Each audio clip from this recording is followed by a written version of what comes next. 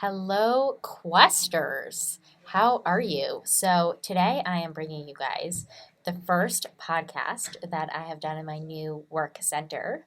And I am at a new co working space, and there is a podcast recording booth. So, there might be an increase in quality. And so, that's something to look out for.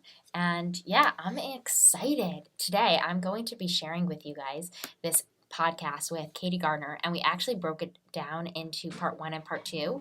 And she is so smart, and the way she discusses how to teach reading is such a perfect fit. It's crazy for the dyslexic processing style, and it actually works with the strengths in terms of narrative intelligence, works with the strengths in terms of how the dyslexic processing style works for big picture thinking, to use a backdoor to really enhance the experience of learning language.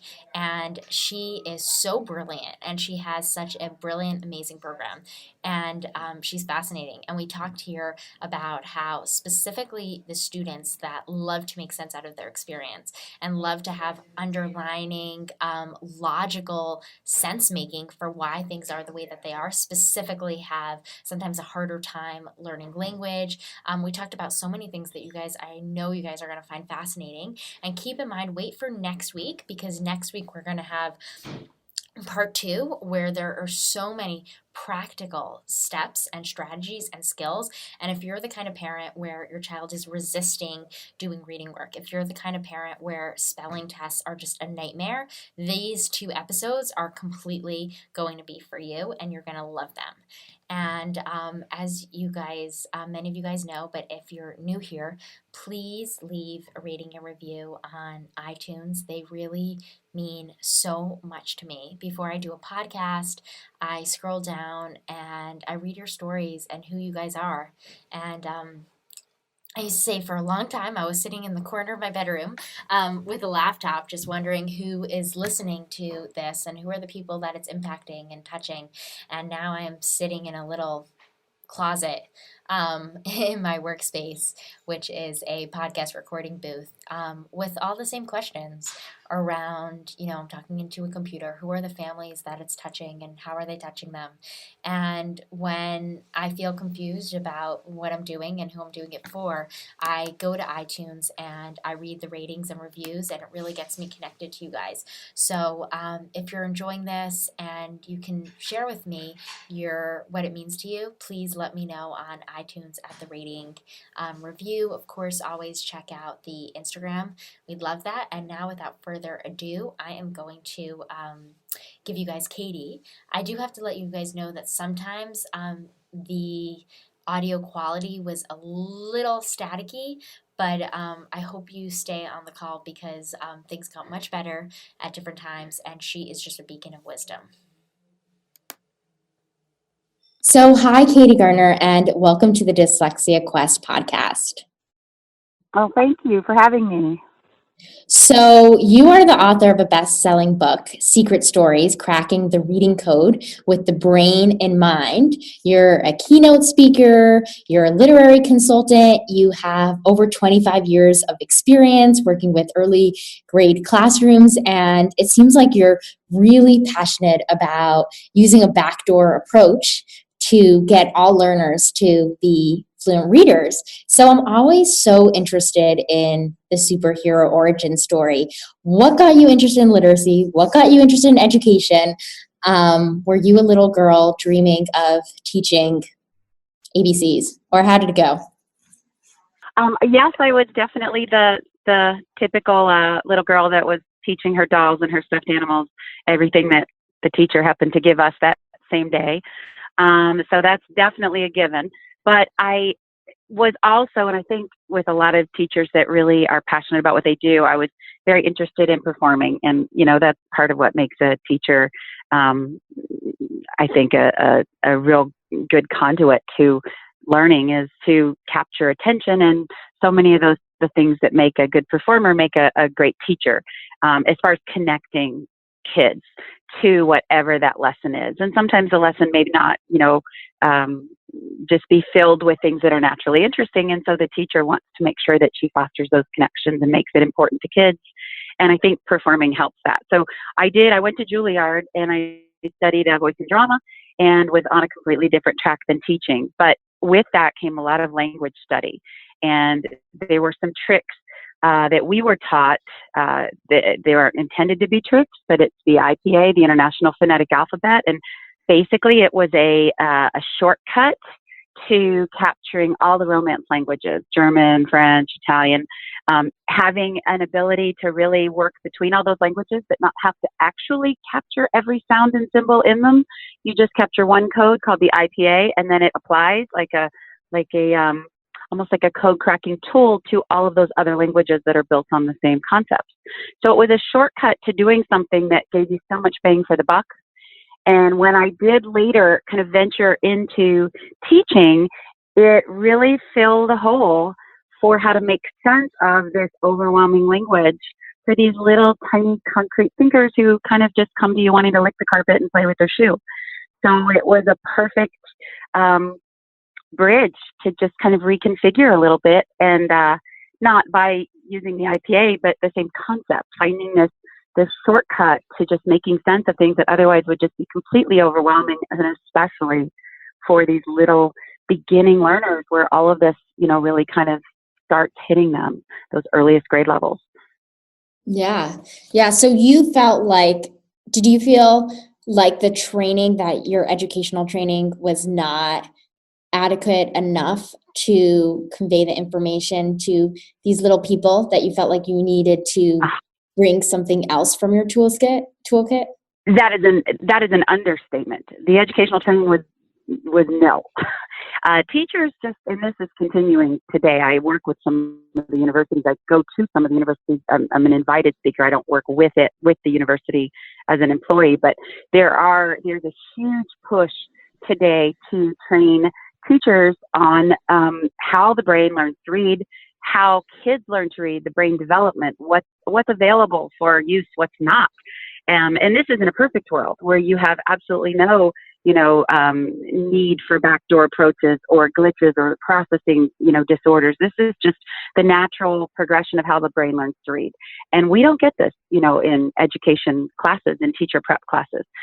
We learn a lot about, or at least at the time I went to school, philosophies on how we should think about how we teach kids to read. But nobody ever says, look, when you're locked in a room with Johnny, here's what you do to help them figure out this word. We aren't given those tools. With the research moving as fast as it is today, and by research, I don't mean education research, because although there's a tremendous place for that, it's only as powerful as what we know about the brain that makes it tick. And it's really the marriage of the two. I think that's part of why so much was missing in teacher prep programs, and still is we haven't for so long made use of the brain research, only educational research, and that's so often based on philosophies, which change and shift like a pendulum.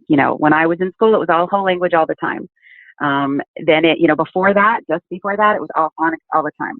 Then it went to balanced literacy, which really, in a perfect situation, is patterns and context, which is ideal from a brain-based learning, but the connotation of balanced literacy can be skewed.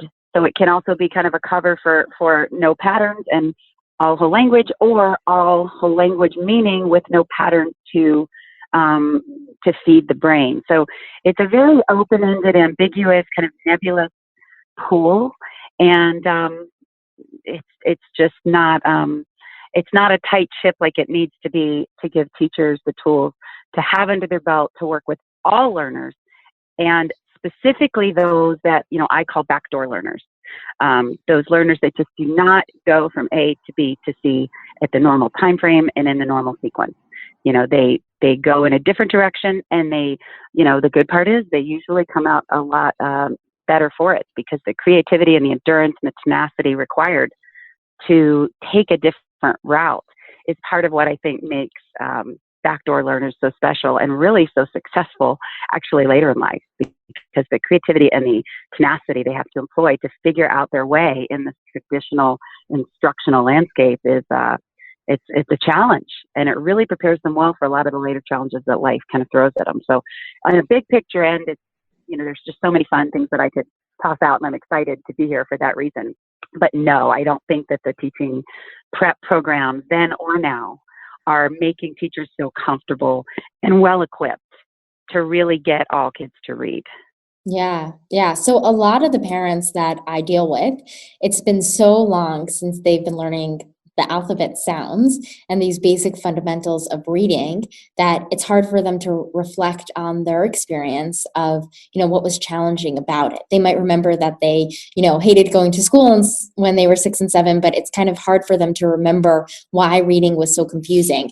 And I've heard you paint a very vivid picture of what it's like to be kindergarten level or at the beginning of your reading journey and be baffled by what you're learning. Can you paint a bit of that picture for the parents that are listening that might be Sure. a difficult time relating to their kindergarten age students or in those first steps of reading? Absolutely. And I think, and to speak to what you said right at the beginning, which is it's so interesting because it's such a great point. We don't remember necessarily how we came to be readers at the most basic level, because it's not really a logical process. It's a process that occurs through so many different types of connections and experiences, depending on, what your situation was growing up. If you had parents that read to you every night, not that that is at all the pathway to, the magic, the magic pill for learning to read, but experience with text give you this context in which you can really fine tune and make sense of some of the things you're seeing on a daily basis with the code. But the code itself really doesn't make sense, which is why I think parents and teachers feel so ill-equipped to know how to target what they're trying to do and make it make sense to kids. What I mean by that is, and this is, I think, what you were talking about, when we think about, and this is assuming you've got the letter sounds under your belt, and that's a whole other story. But even once kids start to connect with what the individual letters are supposed to say, and there are some great backdoor tricks to take to make that happen that don't go through the landmines that a lot of kids will experience. But even if they've traditionally figured out what some of those individual letters say, as soon as they think they've got their bearings with those little bits and pieces of the code, they then see words. And, in a classroom, a typical example is right after the alphabet song, a teacher might show the calendar because that's a typical morning routine. And as soon as you see the calendar on your very first day of, let's say, kindergarten or even first grade, so you're going to see the word August. Now, if the teacher just simply tells you, oh, look, it's August, that's going to be a very confusing thing for the kid who just happened to notice that when we were singing the alphabet song, that big capital A did not say ah. The teacher said that was supposed to say A or ah when she sang the song.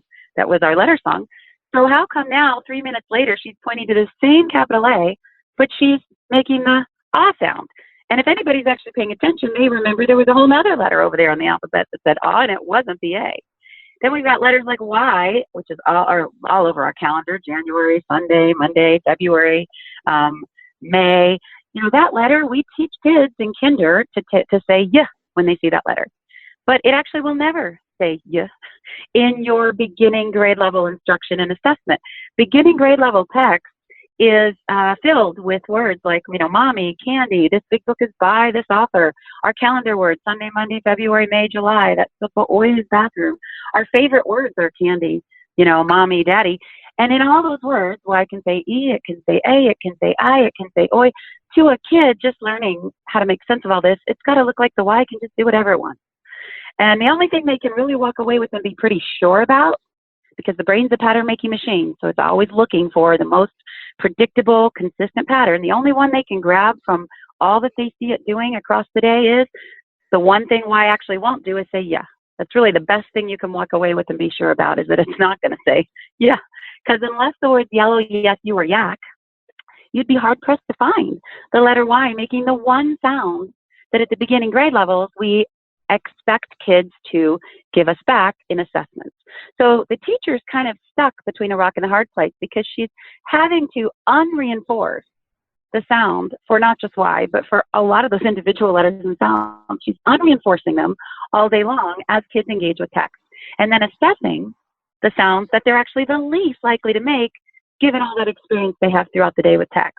And it's really the ugly nature of the beast, because we chop the code up into 3 parts, and it's divvied out across 3 to 4 grade level years between pre-K, kinder, first, and second. Whether it's individual letter sounds in kinder and pre-K, and then basic blends. First grade picks up with digraphs, the TH and SHs, CH, a GH. Second grade's got vowel combinations, the ow, the ing, the oi, the shun. Pretty much by the end of second, everything's got to be wrapped up with a bow when it comes to pieces of the code, because things shift from learning to read to reading to learn in third grade. And for kids who are stuck on the hump and they're still trying to learn to read in third grade while they're reading to learn, comprehension takes a nosedive, because your brain just can't process both completely unrelated tasks at the same time. You can't draw an inference, make predictions, and pull information from text while you're also trying to figure out, what do those letters say? What sound do those letters make in this word? They're 2 totally unrelated, distinct processes in the brain. So it's like a bus that just keeps stopping at each grade level, and at each stop, they're supposed to get a big hunk of the code delivered. And if they miss a stop, then the teacher the next year's got to go back and circle around and catch the stop from last year, but at the expense of maybe giving them the pieces of the code they need that year. And then once they get to, done with second, the bus doesn't usually circle back around. Then they have to figure it out as they go while they're doing something totally different. And that's where we just lose so many kids. So this is a real kind of perfect storm of difficulty when it comes to the traditional way that these skills are divvied out with a scope and a sequence across grade level years. And I'll kind of sum up that mess of confusion with a quote by Richard Allington, who we've done keynote series together as part of a vulnerable learner series in cities in the U.S. and Canada, along with some other amazing folks, Dan Cunningham, who was one of the authors of our National Early Literacy Report, and just a handful of other just amazing, brilliant people. I'm like the Jed Clampett of the group, because I'm talking about the practical pieces with Johnny in the classroom, but they're really giving us these big pieces of research. And his quote that I love is, 3 to 4 years is just too long to make learners wait for the whole code. It's just too long. And the fact that at the earliest grade levels, we have to give them the sounds that the letters are the least likely to make, which are the individual letters and sounds, that just really sets up kids for a lot of confusion. And it sets up parents for having to say things like, it just is, it just does, you just have to remember. Every single time they're reading a book with their child, and the kids expect the letters to say what they should, and then they never do, because they come together with other letters and make entirely different sounds, like the Y. There's just so many examples of that. So it makes it a very tough road for both kids and parents, and I think especially for parents who know that to teach something, you want to make it make sense. And how do you do that when there's no logical explanation or meaning for these abstract symbols and sounds that we teach called English? Morphology isn't meaning. Morphology is, the linguistic nature of our language, but that's not food for thought for a 5-year-old, who's a concrete thinker. Yeah, absolutely. And I love that you're talking about it, because in the research on the dyslexia strengths, and with a lot of people that I've researched into understanding the dyslexic mind, the word, big picture thinkers and, big picture sense making keeps coming up.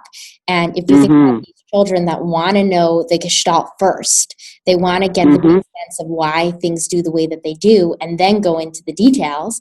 If they're constantly given a system that doesn't make sense, how disorienting that is, especially for these students that their entire processing is based on sense making.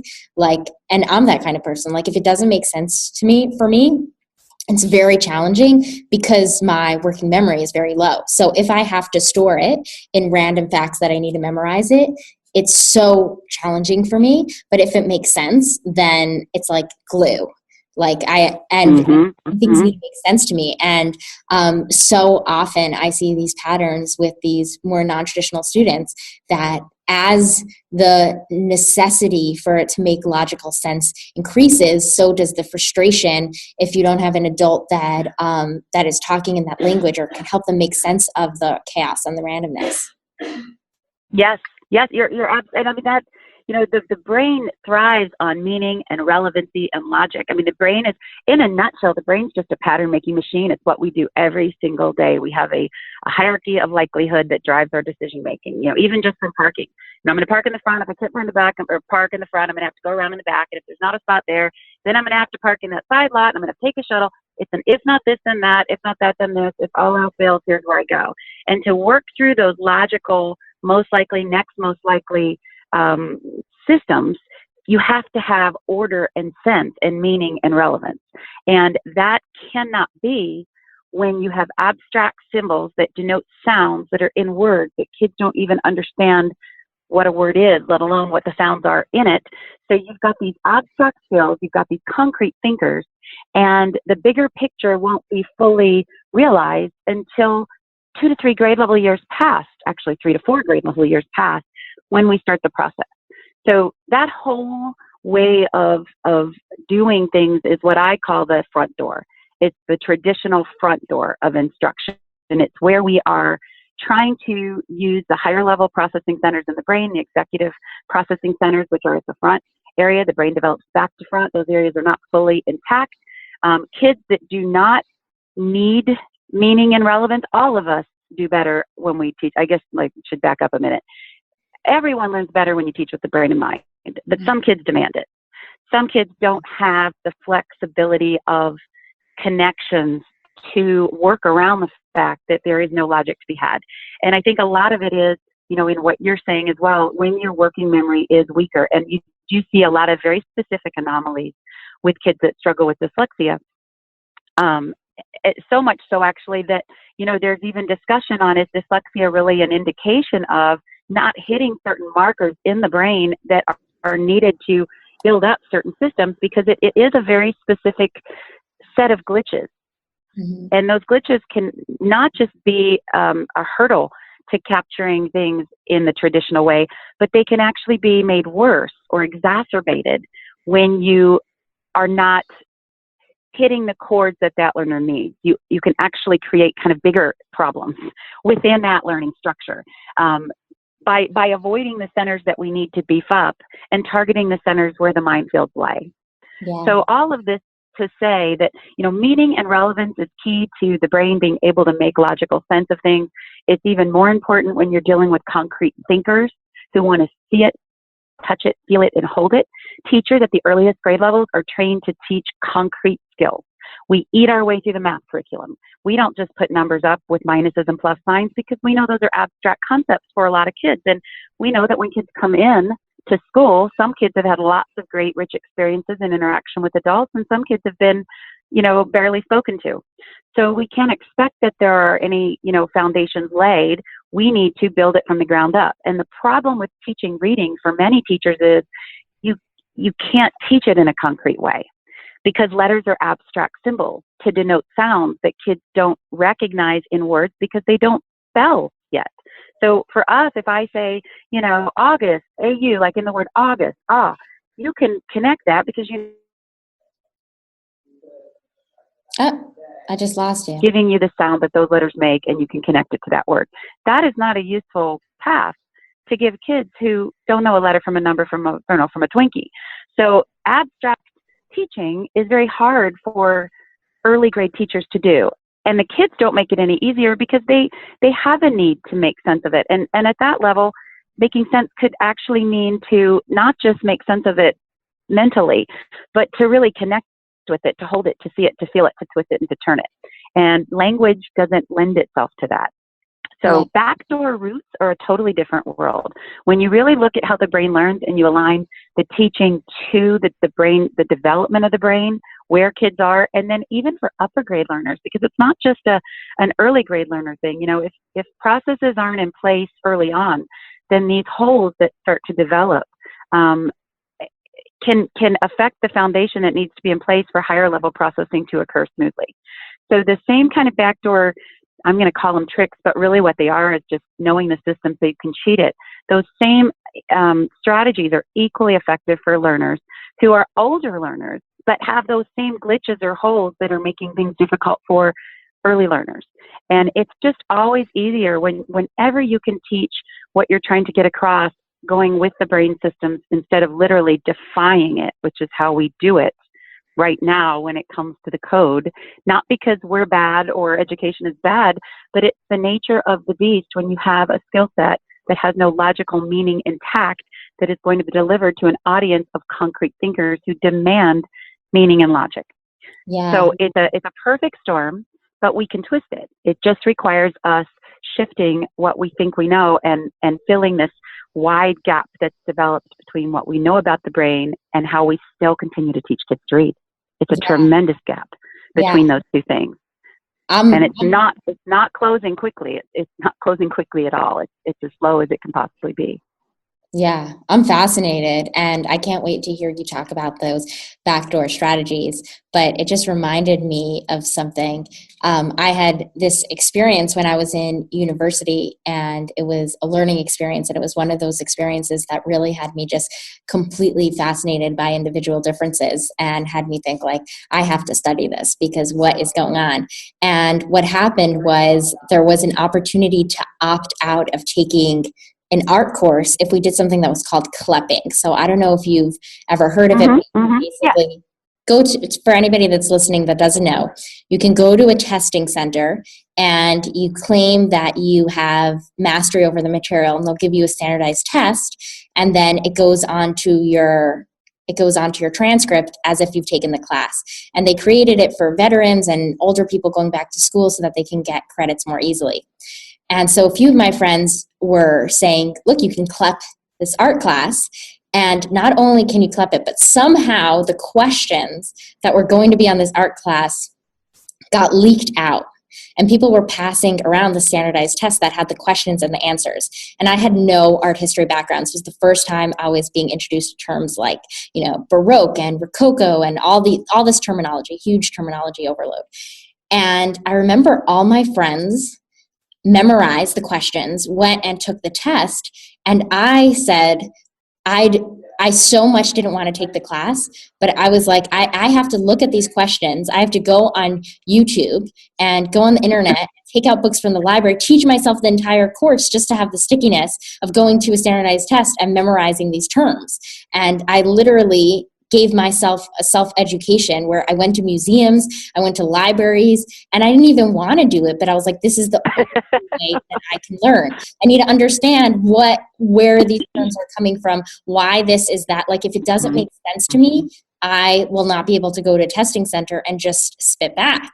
And I was baffled by it. And I was also kind of mystified because I was like, at the end of all this, like, I am never forgetting this, but I also wish I was the kind of person that can just cram. So it's kind of been, it's for my detriment and for my benefit.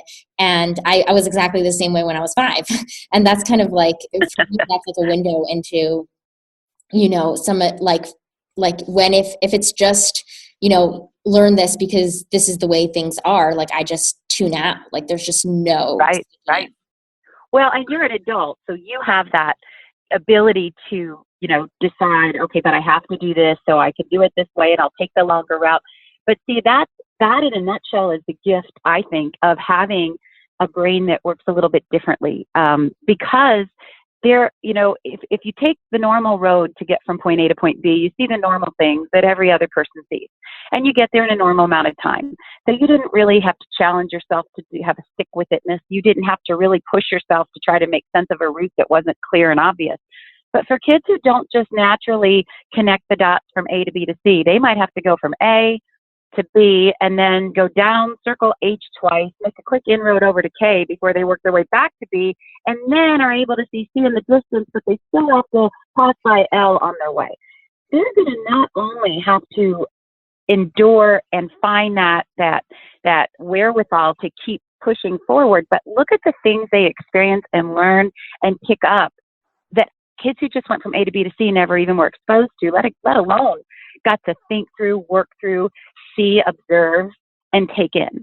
So in that regard, it's almost a gift on every front. I almost would say you're far better off because you're being challenged on a constant basis to stretch your muscles in every direction. And the alternative paths that you have to take to get where everybody else just by default ends up are valuable because they give you these additional multi-layered learning experiences that just flesh out and open up these otherwise just rote points that most people might master quickly, but then they're gone. It's a use it or lose it system in the brain. You either make meaning and connect something new to something that's already deeply owned and understood because you're able to connect. That's all really making meaning is. It means you go, oh, I get it. And what that means is something that's new has now you found a way to fit it with something that you actually own and understand, and you build onto your thinking network because new patterns are connecting with old ones. The alternative to that is if you see something that doesn't make any sense, you just have to practice it repeatedly, and it's called use it or lose it. If you use it enough, it will start to stick and make its way into your pattern network. And if you don't use it enough, it will prune itself and disappear. And that is a protective mechanism in the brain so that we don't, have overload. But the benefit for kids who actually have to go through those meaning-making processes is in every possible way an incredible boost for them, I think, in life and as adults. And probably one of the reasons that they're, typically those, kids that are deemed, or labeled as specifically with dyslexia, also ADD, they tend to be sometimes the most, based on statistics, the most successful in life because they just don't take for granted that things are going to be easy, and they have no fear at all of hard work. Now, again, that's assuming that you can get them on a path where things can make sense, where they can start to feed into what you're doing. You don't, it can, if it lingers and if it festers, then you go too long with too little, and then you have an opposite situation because you disconnect from learning. Reading is the bridge to learning. So, we want to, especially with these kids, because they're such valuable commodities in what they can accomplish with that tenacity and that creative thinking path that they're so used to taking. We want to make sure that they get these skills bolstered strongly and that they don't disconnect from the learning process because by 3rd, 4th, 5th, 6th, 7th, and 8th grade, they just feel dumb, or they feel like if my neighbor can do it, I should be able to do it, and I should be able to do it the same way. The brain's just, it doesn't work that way. But it's really not a curse, it's a gift. But if you can work with it. And I'll say one other thing too, and that is that, when you teach the way the brain learns, when you try to teach in a way that goes against the brain, it's a lot like swimming against a current. You have to work twice as hard, you get half as far, and you're exhausted.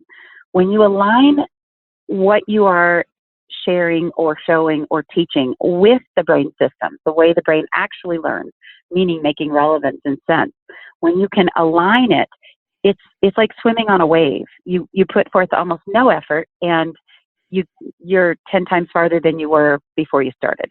So while all swimmers would swim better when the current's pushing behind them instead of against them, it's critical for swimmers that are weaker to start. If you take a weak swimmer and you put them in a pool with the current pushing against them, they're going to drown before they start. But if they're in a pool where the current's behind them, pushing them like a wave forward, then they can get much farther. All learners, though, even those, all swimmers are going to swim better when they're in a pool where they're pushing with the current, where the current's doing the work. So this isn't really, when we talk about using the brain's back door, and when we talk about brain development, and we talk about all learners at the earliest grade levels being concrete thinkers, everybody is going to learn better when you align what you're teaching with the way the brain learns. And because phonics, letters, sounds, patterns, defies by default, the brain is a pattern-making machine, and it defies by default the fact that our audience are concrete thinkers and it is made up of abstract skills. And it defies by default the fact that we're taking something and spreading it across 3 to 4 grade level years before they have the whole to make sense with. All of those things are why this body of information really can appear to be the brain's worst enemy. So everybody learns better when you can twist that into alignment with the brain's processing system. But especially, and it's critical to do, for backdoor learners that have that need. Backdoor learners specifically may not get to that other side if we don't have this way to make it make sense. So I guess all of that to say, it is, anytime we can teach with the brain and mind, it's going to target and tap everyone, but it's essential for learners that are coming at something from the back door. And I know, I think of myself as a backdoor learner. When you described yourself, you described my daughter. She's actually at Chapel Hill, and she was the 1 out of 100 because I talk to teachers, and I'm teaching principals, and I'm doing this. And she was the 1 out of 100 that actually had all of these glitches that at the time I wasn't even sure what they were. But it's interesting what you say. She doesn't memorize. She actually has to learn things, like really learn it. And boy, will she put the time into doing it. And she's doing amazingly there, even better than my other daughter, who's been there longer, but can memorize things easily. But my younger daughter is the one who's actually getting straight A's and doing some of the more really tricky classes, the calculus and all of that. She still obviously favors math, but it's fascinating the gains that you make when you are cursed, quote unquote, with the need for things to make sense. It's such a gift.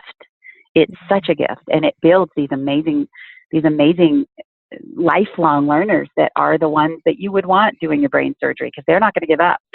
They'll stick at it if they need to for 14 hours, and by darn it, they'll take every twist and turn they need to get where they need to go.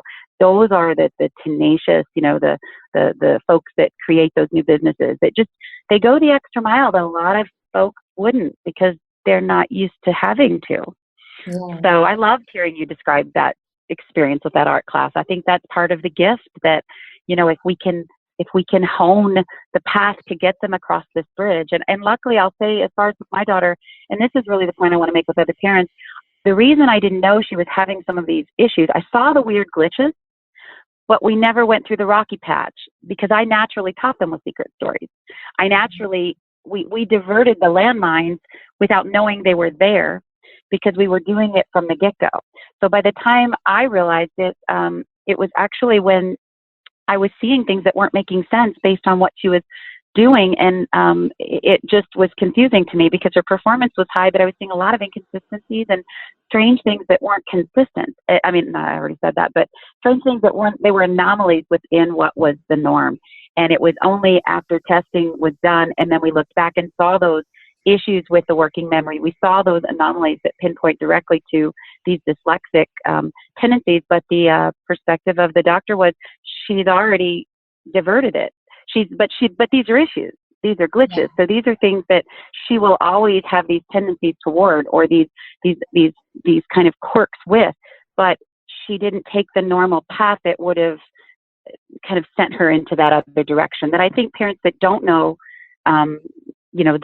these tricks, they're naturally going to end up in those boats where kids are going to struggle with exactly what we see kids struggling with when they have, those learning processes and those glitches, those areas in the brain that are just working in a different way. So it's an interesting situation, and it was interesting that we didn't know until we were looking in retrospect to find out what landmines we'd kind of avoided.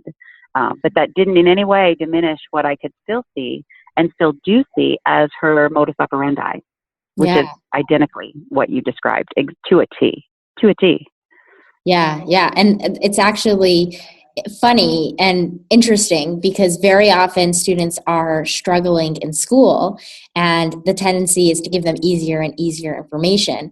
And sometimes, depending on how flexible the school's calendar is, and if they're in high school or university, sometimes it's about finding something that's more challenging and interesting, but taking less classes so you can go at your own pace and go as deep as you need to make it make sense to you, and but be engaged and interested. And so it's the trick is that early grades can't, that's really the thing, is when you're in those earliest grade levels, parents feel so, I'm sure, trapped, because, there aren't a lot of options, and much of the earlier grade levels are about structure. So the teachers are even more hesitant to give that flexibility, and understandably so, because, kids' structure is what drives, ideally you want kids to drive their own learning, and that's part of with the secrets, what I'm going to talk about. That's what opens that door, because you're turning the brain back on as a pattern-making machine, which means kids are calling you on the carpet when they see something that doesn't make sense, which is your key then to toss out a secret, and it takes on a whole life of its own. But typically in a traditional beginning grade classroom, that structure is the number one priority. And the flexibility of digging deeper can butt heads with the structure. So you'll see kids getting in trouble, self-esteem, taking a nosedive. I mean, all kinds of things happen when kids start to display these signs and symptoms. And it's not something that is flexible. If you're the parent, I mean, you just feel like you're on the receiving end of, this no-win situation, I think, sometimes when you sit down to meet with the teacher. Because what you're describing is ideal, but if you're not homeschooling, or if it's an early grade level, those aren't always options for your child to take longer, make more sense of something, dig deeper, go in a different direction. Those aren't built into your early grade classroom structures. Yeah, absolutely. And so I'm at the edge of my seat over here to understand more of these backdoor entrances. And I'm sure people that are listening to this podcast are just like, Elisheva, stop asking. What are you talking about? Just let her give her. She cannot end this interview. It's just teasing us all the way here about these backdoor. Yes, I'm sorry. You got very interested in neuroscience and neuroplasticity, and that has really informed a much more holistic perspective on education, right? That when we're educating absolutely. students. Well, it should. It hasn't. It hasn't. It should. There are some amazing folks in the field. And I'm going to be simple first, just so I can quench everybody's desire to just know what the heck is a secret. But basically, cheating the brain, it does all boil down to brain plasticity, which is not something that we take advantage of as educators, but we should, because the brain has a backdoor for accelerated learning that we can easily hack into. Magicians do this all the time for purposes of attention and how to get it over here when they don't want it over there. As teachers, we can take advantage of areas in the brain that are already highly developed when kids come to pre-K. Preschool. Kids know how they feel. Kids respond to how they feel. If no one will play with them at recess, they know to feel sad. You don't have to teach them that. If they don't have any friends, that makes them want to go try to make friends. So their responses, their social emotional intelligence is much more developed at the earliest levels of school, at the beginning, pre-K, nursery school time, than are their executive processing centers, which is where we teach a B and a D and a P and a K and a TH and a Y. That is all going to the front door. If you think that the brain develops back to front and the social emotional centers are in the rear portion of the brain, then the higher level executive processing centers are a door that may not even be not only open, but it may not even be built. I mean, they may not have even pulled a permit yet to start the process of building, and you're knocking on that front door, holding up a K, wanting him to tell you what the K says. The back door, however, is wide open. So there are ways to wrap up the skills in such a way as to trick the brain into processing it in one area as opposed to the other. So, for example, I give an example, and I'm going to say actually two different things here. First, I want to mention the way to cheat the brain for what might be the most basic level, which are individual letters. Individual letters are something that I'm going to do this in a different way here. I'm going to hit the individual letters, and I'm going to tell you how to cheat the brain to capture those in 2 weeks to 2 months. But I'm going to put them on a back burner for right now. So